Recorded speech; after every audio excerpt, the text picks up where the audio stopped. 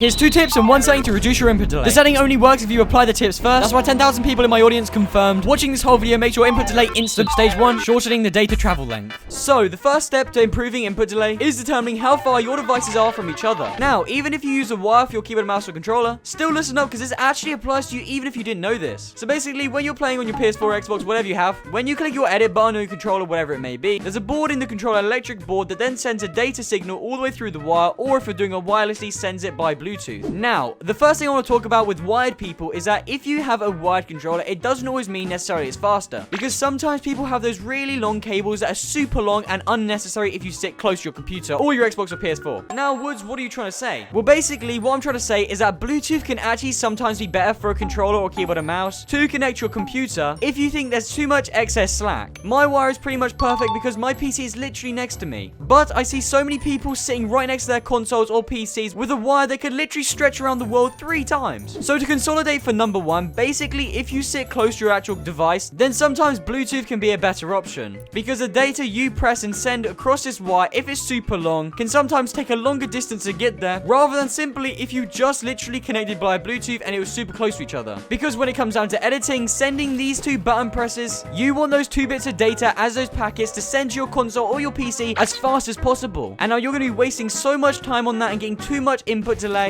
if you simply could just play with Bluetooth instead of your wire, or if you sit on a couch really far away from your device, then perhaps using a really short wire and sitting closer could help you speed up that delay between edits. Stage 2, just understand this, then we can apply the setting finally. Alright, great. So now I've only got one more tip you need to apply before you can actually use the setting that will lower your input delay. However, remember, the setting doesn't work unless you apply this tip. So what is it? So tip number 2 to lowering your input delay. Now, what I want you to do is question yourself, how old is your controller? Myself personally, in my mind, I would think, oh yeah, I just got this before Christmas and it's actually fairly new. Whereas in reality, when I say just before Christmas, I mean like October time and whatnot. Now, October to now is actually pretty a long time, and now a lot of you guys may do something similar or have something even worse. Now, depending on how old your gear is, can really affect the performance of your controller, keyboard, and mouse, or whatever you play on. Because on a keyboard and mouse, how it works is that when they sell it to you, they usually say you can press a button around 1,000,000 times before it breaks. And it's the exact same thing with a controller, if you guys didn't know. And over time, eventually after clicking this enough, the button inside of the actual controller starts to wear away and deteriorate. Now, why is this bad? Well, because the fact is, when they start to deteriorate, they get worse at sending the data I was telling you about through the Bluetooth connection or controller. So the older your controller is, basically the worse the signals are going to be sent from that button press all the way over. Sometimes it could just be as simple as the springs inside of the controller perhaps have stopped working as well, so they're not as responsive. Now, pros in the community usually get a new controller or keyboard and mouse every 5 to 6 months. So sit there, question yourself, when did you get your controller or keyboard and mouse? And is it time to get a new one? Because trust me guys, nothing feels better and more crispy than when you get that new controller feel. Also, if you do play with the wired controller, the actual port here starts to deteriorate for having a wire in it so much, meaning that once again the data is slower, or if you're using Bluetooth, just Bluetooth over time can sometimes wear away your controller, meaning the input delay when you move on your controller is worse when over time. So basically, get a new controller if you have an old crusty one. Finally, stage 3. It's very important you understand the tips I just gave, but if you do understand them, then great, let's move on to the settings. Alrighty guys, so as you finally wanted to see, we have the final setting that's going to be lowering your input delay. Alrighty guys, here it is, the final setting that's actually going to be lowering your input delay for free, and it's super easy to do. Now, applying just the first setting will give you lowered input delay, but sticking around and applying both of the settings will give you 0 input delay. So I highly recommend you watch both of these settings. If you come all the way over to the actual controller settings and binds, what you guys will actually see down here is this thing called controller platform. Now, whatever you play on, I want you to use the absolute opposite of whatever you currently play. Because if you did not know, each of these actually do have a different preset for controllers. Because Xbox input delay is actually a lot more different than PS4 or PS5 input delay. Now, if you use the opposite of whatever you currently use, for example, me, I use Xbox, I get a lot of comments all the time asking, Woods, why do you use a PS4 one? Well, because the opposite sometimes actually gives you a lower input delay. And for the new people that have the PS5 and the Xbox new controller, then I would recommend using the generic, as there's no PS5 option here. So if you're on the newer gen, then make sure to use the generic settings. Because trust me, just use the opposite of whatever you have and it will lower your input delay like that, trust me. Alright, so the people that actually play on console, here's actually how to lower your input delay with one setting. So you're going to come all the way into your settings and you're going to go all the way back over here to the controller bind section. Now don't worry, it's slightly different to the PC tip, so what you're going to want to go ahead and do is find out your edit bind. So me personally, I use B to edit or sometimes left stick to edit. Now great, if you have a single edit bind, this is what you want to have, or you can use whatever you want, but you're going to go ahead and combine it with this. If you come into your controller settings like this and go into controller binds, you're going to find something on your controller that you don't ever press. Me personally, I don't ever really use my D-pad too much. It might be one of these buttons buttons for you or something like that. As you can see here, I have one perfectly. It says unbound and it's not used on anything. So you're going to go ahead and click anything that's unbound or just something you don't ever really use. Click it and you're going to scroll all the way down until you find something called switch mode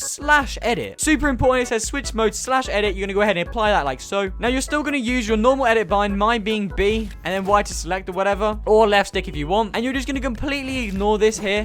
But then you're going to come into your settings and then turn the edit hold time all the way down to 0, 0. Then you're going to turn your edit hold time all the way down to the lowest it can be. Apply that and back out. And now you can still use your normal buttons to actually edit anything. But just by having that there, it just registers it and gives you a lower input delay when actually go ahead and clicking this button here. Or whatever button you have set up. Alrighty guys, now you should be able to edit like this with the lowest input delay you ever experienced. Make sure to drop a like if you're going to use this or try this out. Trust me, it really helps me out a lot. And also make sure to subscribe if you want more fire content like this in future. Other than that guys, click the video on screen and I'll see you next time.